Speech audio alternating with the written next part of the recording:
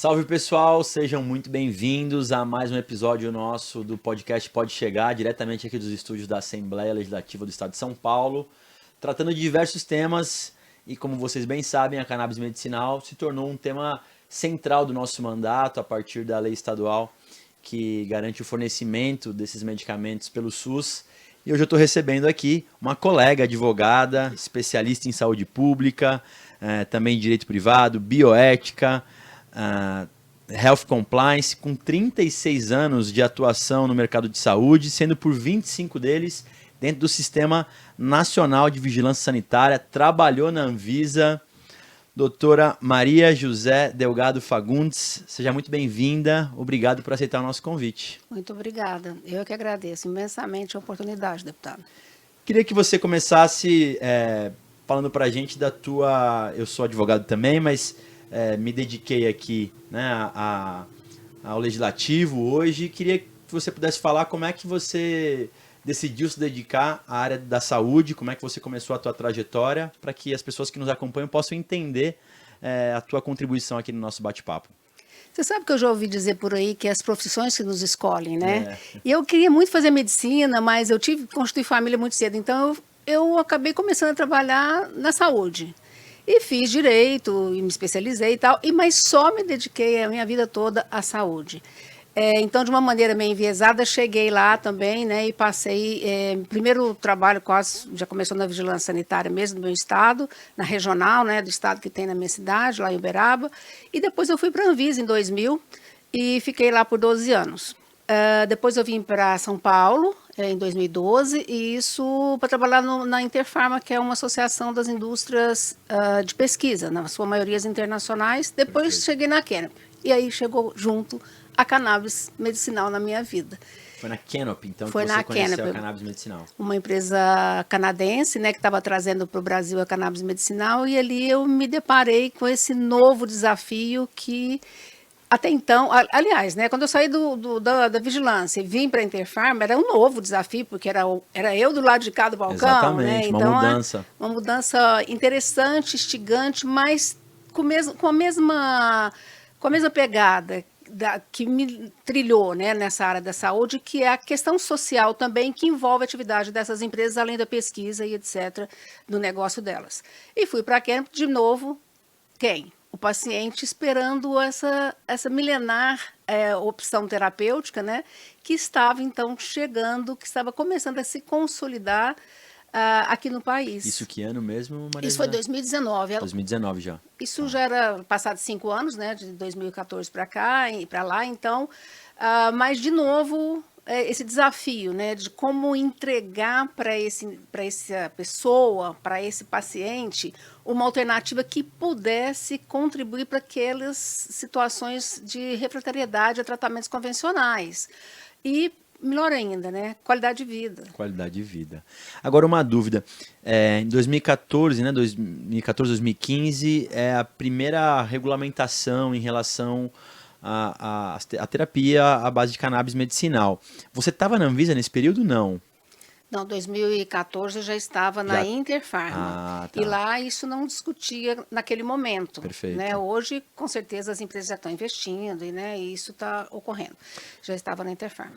E como é que você analisa as resoluções que nós temos por parte da Anvisa em relação aos produtos à base de cannabis, né? Tanto a 327, que é aquela onde se encontram os produtos que são importados, mas que têm credenciamento na Anvisa, diretamente falando, e a 660, que é essa resolução que é mais ampla, que atende também as compras pela internet, principalmente, tal. Qual é a sua análise a respeito dessas resoluções? Então, tudo começou com uma abertura um pouco controversa do Conselho Federal lá em 2014, né, mas que, de alguma forma, cannabis venha, né, com as restrições que ele impôs e tal.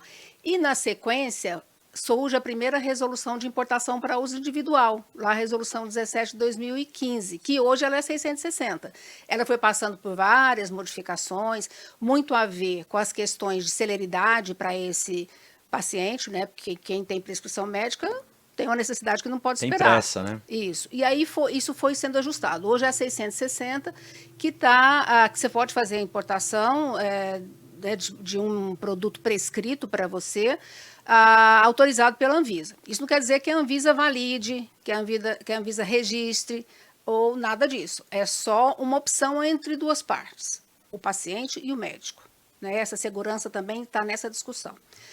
Bom, a 327, ela é uma resolução que foi bastante discutida e a minha crítica a ela é a seguinte: foi colocado um texto em consulta pública, depois foi apreciado pela DICOL um outro texto que seria muito mais conveniente para as empresas e para quem quisesse, né, trabalhar com esse assunto para o país. Só para esclarecer, Maria, a 327 são os produtos que estão na farmácia, né, hoje?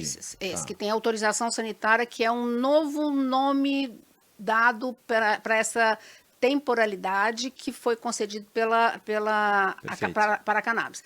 E aí, então, apresentou um texto na DICOL, que estava muito mais confortável para todo mundo, que quisesse garantir acesso com algum nível de qualidade, e publicaram um outro texto. E aí esse texto publicado... Mais rígido? Mais rígido. Esse texto publicado, hoje a cannabis quase que se iguala ao medicamento. Qual que é a diferença da instrução documental para a submissão do dossiê? É o estudo clínico. Hoje é possível fazer uma revisão bibliográfica para aquele produto que você está submetendo toda a sua documentação. Tá? Diferente de um registro como medicamento, que você tem que fazer o estudo clínico. Perfeito. E é isso que a gente vai falar um pouquinho mais para frente. Sim, sim. Então, e acho que tem já, puxando aqui para a nossa atual situação, você acompanha desde sempre o nosso movimento aqui da Assembleia, desde do protocolo da lei lá em 2019, sim, passando pela Assembleia, depois a sanção do governador, e essa semana ele soltou o último protocolo clínico, esclarecendo mais as 3 condições, patologias que terão acesso a esses produtos aqui pelo SUS em São Paulo. São eles, né? Pacientes com síndrome de Dravet, sim, síndrome de Lennox-Gastaut e esclerose, sim, tuberosa. A nossa luta, Maria José, sempre foi para a liberdade do médico em relação à prescrição, né? Para não ter essa especificação de patologia. Mas a nossa discussão dentro do grupo de trabalho é sobre estudos clínicos, evidências que comprovam que o uso da cannabis faz bem para dor crônica, para autismo, para tantas outras patologias. Sim. Como é que estão esses estudos hoje? Por que é tão difícil a gente ter algo mais conclusivo a esse respeito? Olha, com a história do proibicionismo, é claro que houve uma interrupção da produção científica para a planta. Isso acabou esbarrando também na ciência. Então, hoje, quando você olha, por exemplo, o Clinical Trial, você tem lá mais ou menos mais de 300 pesquisas clínicas em andamento, tá, para a cannabis. Aqui no Brasil, mais de 300 Não, no mundo, no tá? mundo. E isso, considerando que é recente, porque na história da saúde pública isso é muito recente, tudo muito recente quando isso tudo voltou. Então, há uma produção científica boa no Brasil, Ribeirão, o estudo de Ribeirão, ninguém discute, mas não gera estudos clínicos. E o estudo clínico que a gente chama, né, que o mercado chama de regulatório, ele é diferente do estudo clínico também. Ele vai na mesma pegada, mas ele tem algumas especificidades. Você tem que... Ou seja, são exigências mais robustas, o nível é mais alto. Para medicamento, sim. Tá. Tanto que a gente, aqui na 327, tem várias limitações. Nós não temos bula, né? Você tem um documento, um formulário informativo, não pode ter indicação. Por quê? Você não tem a pesquisa clínica, né?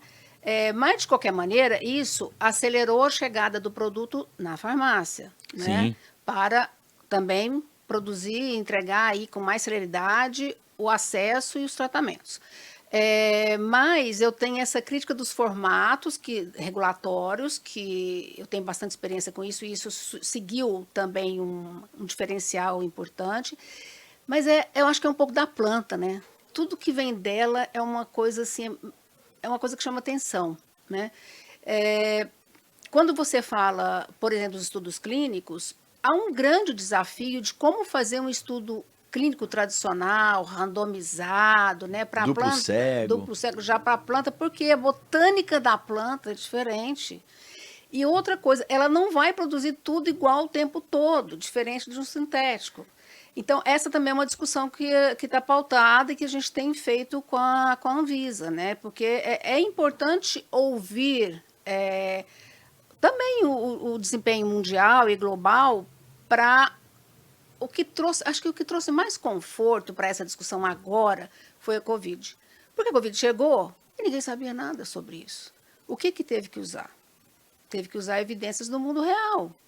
Porque aquilo que está acontecendo naquele momento, que você é uma ferramenta que você utiliza para colocar dentro da metodologia científica para te dar segurança mínima para te entregar vacina, algum tipo de tratamento. Sim, até porque, né, Maria José, dentro de tudo isso, a gente tem pessoas agonizando, então o tempo é muito caro para muitas pessoas, Sim. né? Caro que eu falo não é nem financeiramente, Sim, é sim, uma sim. vida, né? Às vezes a gente está falando aqui de estudos que demoram, não sei, até 5 anos, dependendo do estudo. O custo disso é muito alto É muito também, caro. né?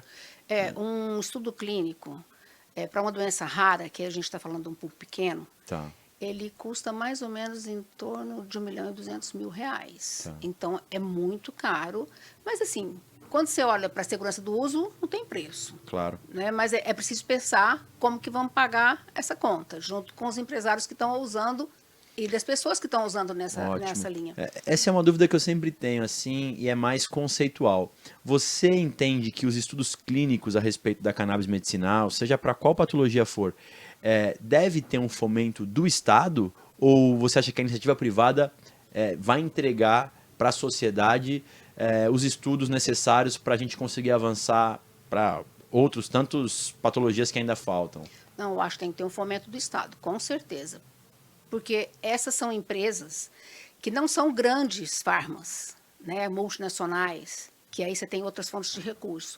Essas são empresas que estão investindo a partir de aporte, né, na sua maioria são startups, e a partir de aporte de simpatizantes, eu diria, ou de interessados naquele produto também, para que ele se consolide no mercado da saúde, né? Tá. Então, realmente precisa. O Estado, então, aí, FAPESP, aqui no estado de São Paulo, os órgãos federais também, de pesquisa, estímulo. A gente tem feito um pouco disso aqui também através, dentro do que é possível, claro, do nosso mandato. Tem edital de emendas que nós financiamos. Ano passado foi R$750 mil e esse ano nós vamos para R$1 milhão. Mas você me falou de algo que me parece interessante e está conectado aqui com algo que a Anvisa publicou, que é o tal do Guia de Evidência de Mundo Real. O que é isso, Maria José? E será que isso não pode, por exemplo, vir de encontro com isso que a gente está falando aqui? Assim, médicos que já prescrevem esses medicamentos e que têm evidências ali no seu consultório de pessoas que evoluem, seja que param de convulsionar, ou que melhoram o sono, ou que melhoram a ansiedade. É mais ou menos isso, esse guia de evidência do mundo real que a Anvisa publicou? Então, essa que eu te disse, é uma tendência mundial a partir do Covid. Então, o que as associações de pacientes, por exemplo, fazem, as indústrias também fazem, elas captam dados. Né? Para toda epidemiologia de qualquer doença, você tem dados globais.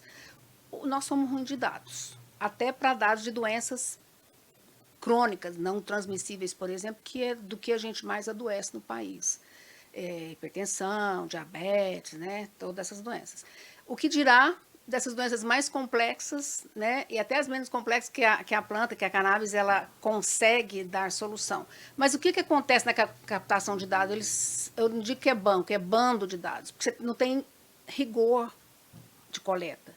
E para a aplicação, o guia faz realmente isso, ele vem trazer esse rigor científico necessário. Como que vai chegar dados de hospitais, como vai chegar dados de médicos? Quantidade de pacientes. Tudo. Como que esses dados vão chegar e vão ser trabalhados para que eles se transformem em dados científicos? É isso que o guia orienta o tempo todo e cria as condições para que também esses dados possam ser utilizados. Você sabe que eu soube cruzei num evento aí com o Gustavo, que era gerente geral de medicamentos na Anvisa, que hoje está no Butantan. Eles estão aplicando essa ferramenta no Butantan. Então, assim, a gente precisa aprofundar, porque essa pode ser uma ferramenta e uma metodologia que nos traga a segurança de uso que se pretende, né, para disponibilizar para a sociedade, não ser... não é que não pode causar dano, precisa de trazer benefícios. Esse é o grande diferencial, né? E aí, eu defendo que isso possa ser uma opção para pesquisa. Possa ter validade no caso da cannabis, na decisão em relação a avançar ou não com patologias. Considerando botânica da planta, considerando os dados que são captados, considerando os que foram usados no Covid. Então, nós temos um precedente. Eu estou falando aqui, eu estou advogada falando aqui. Mas quando tem precedente, a gente sabe como é que funciona, né, no mundo da ciência e no mundo legal. Então, acho que essa é uma oportunidade muito grande para que a gente possa trazer isso também para o cenário da cannabis para uso medicinal. Você acompanha aqui o nosso movimento em relação à lei estadual. Você acha que esse é um caminho, assim, do ponto de vista estadual, ou você acha que isso teria que ser do Congresso Nacional, fazer uma legislação nacional? Você conhece os projetos que tramitam lá no Congresso? Qual a expectativa? Eu queria que você pudesse trazer um pouco do panorama real a respeito da regulamentação da cannabis medicinal no Brasil, fazendo um paralelo aí com São Paulo. Você, não sei se conhece, né? Sim, você nascido em Minas Gerais, e como é que isso está em outros estados? Então, a partir do momento que o Estado tem a autonomia, né, para os atos legislativos, ele tem que fazer. É uma obrigação, né, desse Estado fazer. E eu acho que o Estado de São Paulo, ele sai assim, ele inova, né, porque você foi muito ousado e você conseguiu aí, com todas as estratégias bem adotadas na casa, que isso se concretizasse. E depois isso também foi concretizado pelo Estado. E o modelo que foi adotado é o modelo tradicional do sistema público de saúde, né? Quem dera poder atender todos com tudo que a população precisa. Nós não temos nem vacina para todos, né? Quando a gente fala de acesso de uma coisa básica, vacina, não tem. Por isso que os protocolos clínicos são desenhados, que é a última publicação do Estado. Sim. Onde ele define como, quando, para quem. Porque você precisa de afunilar a população realmente. O que se concretizou e que está se concretizando, que eu acho que no dia que forem lá retirar o primeiro frasco, né, que efetivamente... Espero que em algumas semanas, viu, Maria José? Espero que em algumas semaninhas aí. Isso vai se concretizar, e aí você vai ver, porque eu sei que o Estado faz um bom acompanhamento, a Secretaria de Saúde faz um bom acompanhamento, né, da utilização de medicamentos que são fornecidos. Então, isso vai se materializar naquilo que tanto o gestor procura, o gestor de saúde, que é a redução do investimento público na saúde de determinados grupos, né, de pacientes. Normalmente é um grupo menor, mas que vai poder retornar para a própria assistência à saúde que o Estado oferta, que é a redução de investimento, porque esse paciente vai ficar estável, vai usar menos serviço público, menos hospitais, menos UTI, e ele com certeza vai possibilitar que esse recurso possa ser ampliado para outros pacientes. Então, isso é um ganho muito Sem efetivo dúvida. de gestão. Você sabe que, inclusive, nós estamos inovando aqui no processo de acompanhamento desses pacientes. E eu confesso também, eu tenho minhas divergências com relação à regulamentação. Eu gostaria de ter avançado mais, mas não posso negar que São Paulo é um estado que, do ponto de vista de organização, as farmácias de alto custo funcionam, o acompanhamento funciona. Então, que seja aí a gente está inaugurando uma nova política pública e que eu espero poder avançar muito. Mas uma dúvida que eu tenho, e só o tempo vai mostrar para a gente como é que isso vai acontecer, e envolve muitos nossos colegas advogados. Você sabe que tem muita judicialização de medicamento aqui em São Paulo. Sim, quando eu comecei, de cannabis eu tô falando, quando eu comecei aqui em 2019, a gente tinha uma conta de mais de 10 milhões de reais, e esse ano tá beirando aí os 40 milhões de reais já, no ano que passou. Você crê que com essa política pública, isso tem uma tendência de aumentar, porque as pessoas passaram a saber, olha, tem cannabis medicinal no SUS, ou você acha que isso vai reduzir porque começa uma regulamentação para algumas patologias? Eu acredito que vai reduzir para essas patologias contempladas. Ah, sim. Mas sim. isso é a história da AIDS se repetindo. A AIDS tinha uma judicialização absurda. Quando as incorporações começaram, a AIDS ficou ali com todo o seu gasto equilibrado, porque existia previsibilidade, existia a capacidade de compra melhor negociada, né? Então, você tem uma gestão do recurso público muito melhor. E aí desafoga o judiciário. Esse paciente, com certeza, vai ter a regularidade da retirada do produto, porque isso funciona muito bem no Estado, eu acompanho isso também. Então, isso é um valor muito importante. É um passo de uma grande jornada, né? A gente sabe disso. Mas que com certeza vai dar essa segurança aí do tratamento para esses pacientes que a gente sabe que são síndromes que não tem como a gente ter uma cura total, né? Sem dúvida. Aqui em São Paulo, a licitação ela se deu baseada na RDC 327. E a empresa responsável pelo fornecimento aqui é a Easy Labs, que inclusive tem lá as suas plantas em Minas Gerais. Mas não especificamente sobre a Easy Labs, eu já tive com algumas outras das empresas que têm os seus produtos cadastrados e que falam dos investimentos que tiveram que ser feitos para poder estar incluído lá. Você acha que isso também é uma das motivações do alto custo desse medicamento? Ou você pensa que é o fato da gente não ter uma produção nacional aqui que acaba encarecendo demais o produto e aí essa logística acaba se perdendo aí no preço? Então, o problema de não ter o plantio é sério, né, deputado? Porque, muito. Com certeza a gente está pagando no mínimo 40% a mais do que seria o preço desse produto para ser produzido no país.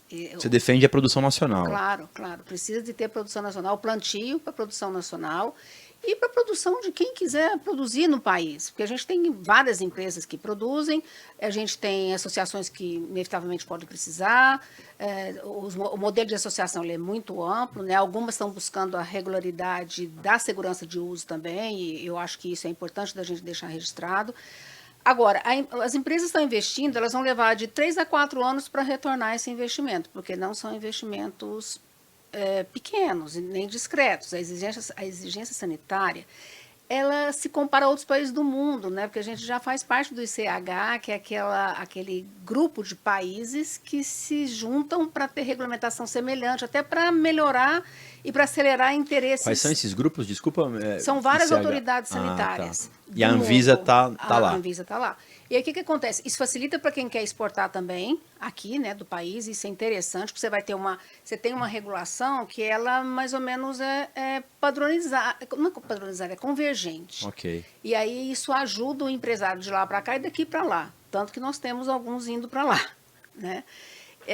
E aí, então você vê que não pode ser muito simples, né? Como que a gente vai sentar numa mesa com o FDA e dizer assim, que temos que ter uma régua mais baixa.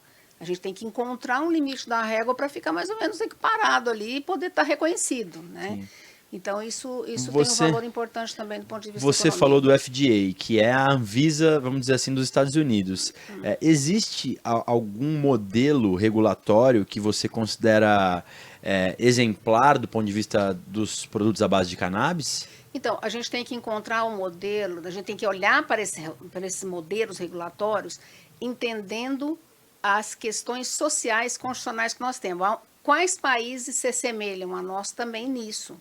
Não basta ser só um modelo muito bom regulatório para cannabis quando o país tem um outro tipo de constituição. Mas acontecem coisas interessantes. Por exemplo, Portugal tem um bom produto regulatório, mas lá não tem médico que prescreve. Eles têm reclamado disso. Então, isso tem muita variável pelo mundo. Mas a Anvisa está trabalhando, e trabalha e senta na mesma mesa com essas autoridades para poder entender e ser mais interessante. O modelo da 327 tem sido utilizado e pedido por vários países. Olha só. Isso é muito interessante do ponto de vista da nossa autonomia, do nosso poder, do Estado em relação ao mundo, né? O Brasil tem talvez a oportunidade de, claro, buscando o seu modelo regulatório pelas especificidades, pela geografia, pela condição social, mas aproveitando aí tudo que já foi feito e bons exemplos que foram dados. Você crê que, por exemplo, o 399, que é um projeto que tramita no Congresso Nacional desde 2015 também, ou próximo disso, 2015. que ele tem a chance de avançar no Congresso atual?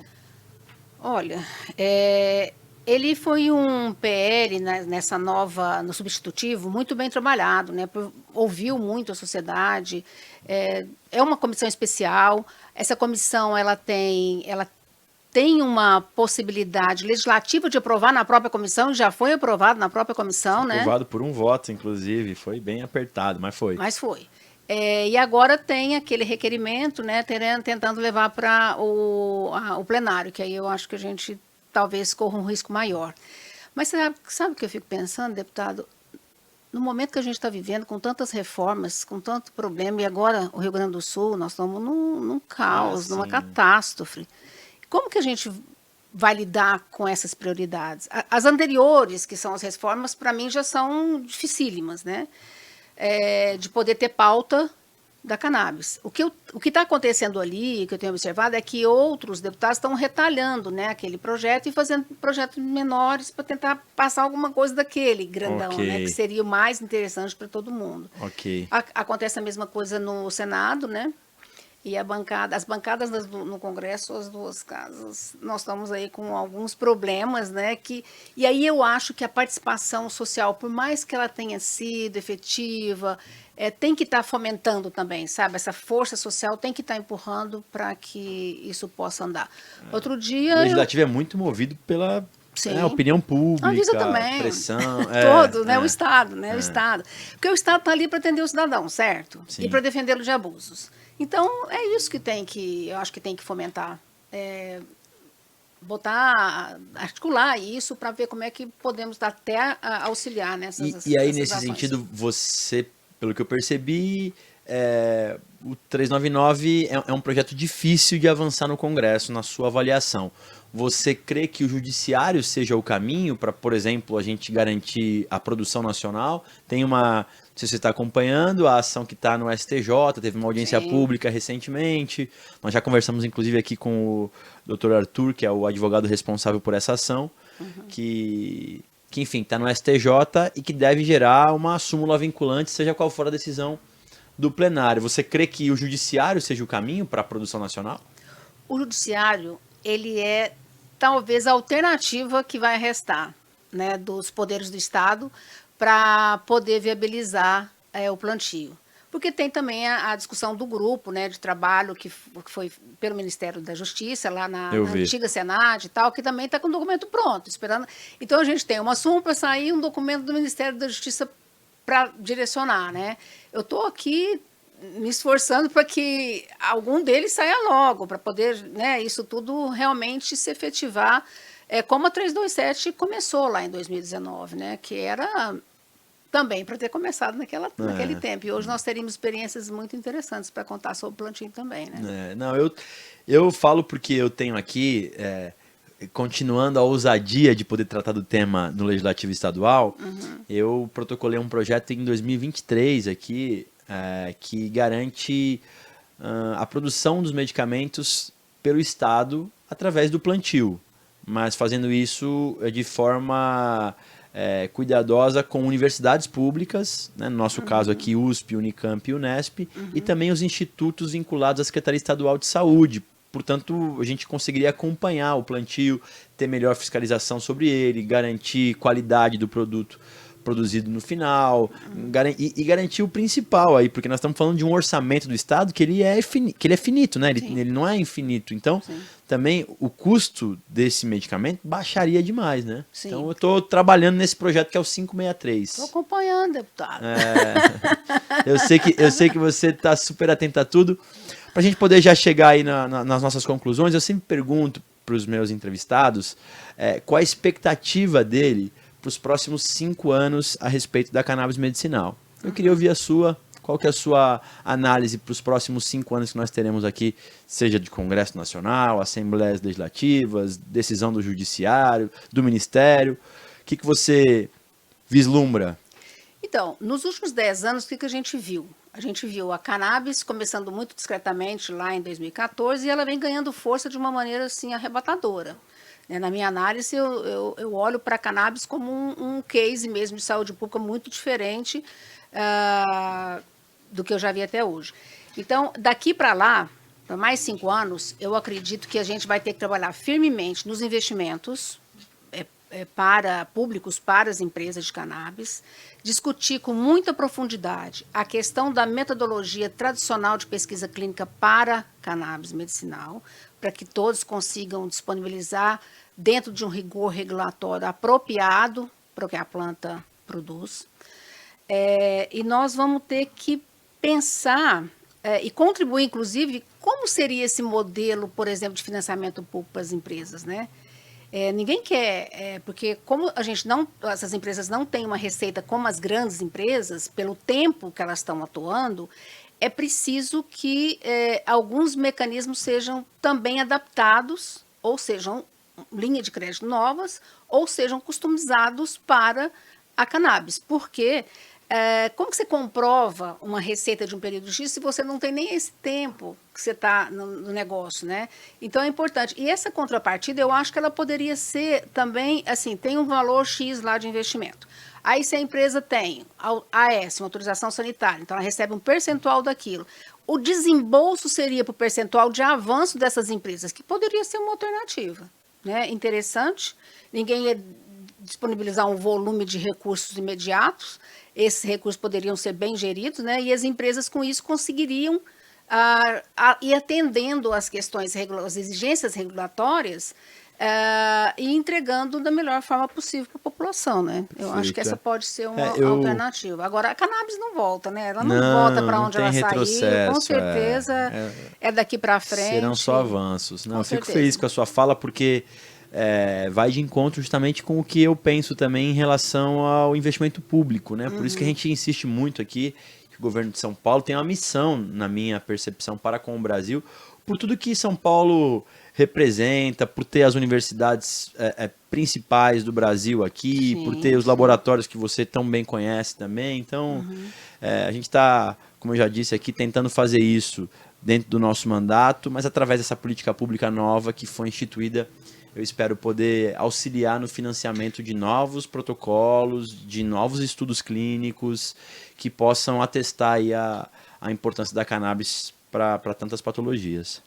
Maria José, acho que é isso, assim, quero muito te agradecer pela sua presença, é um prazer poder te receber aqui, uma colega advogada com uma experiência vasta aí no universo da saúde pública e privada também, e principalmente nesse tema que é a vigilância sanitária, que às vezes as pessoas só enxergam, mas está querendo dificultar, mas também é para poder proporcionar qualidade, para que as pessoas também possam saber que o produto que está chegando lá para elas poderem utilizar vai ter um efeito positivo e também acabar não caindo em descrédito. Com certeza. Eu agradeço, deputado, e eu espero que a gente possa pensar em outras coisas, né? E eu estou pronta para contribuir com aquilo que for necessário para você, para o melhor desempenho aqui do seu mandato e as ideias que as pessoas demandam e as necessidades de todos do ponto de vista legislativo, né? E para avançar cada vez mais com o que hoje a gente está conseguindo entregar de efetividade no acesso, né, da cannabis, que é importante também a gente ter isso como talvez a linha final do trabalho, né, que é a pessoa, que é o paciente que está esperando por isso. Sem dúvida, sem dúvida. Obrigado mais uma vez, agradeço aqui em nome da Assembleia Legislativa, você também que acompanhou a gente nesse bate-papo incrível sobre processo regulatório, sobre vigilância sanitária, saúde pública, que é o que a gente defende aqui, garantir que as pessoas tenham acesso a esses produtos, independente de ter condição de poder pagar por eles. Espero que vocês tenham gostado, fiquem atentos que em breve teremos outras novidades a respeito desse tema e de outros tantos aqui no Pode Chegar. Um abraço, valeu!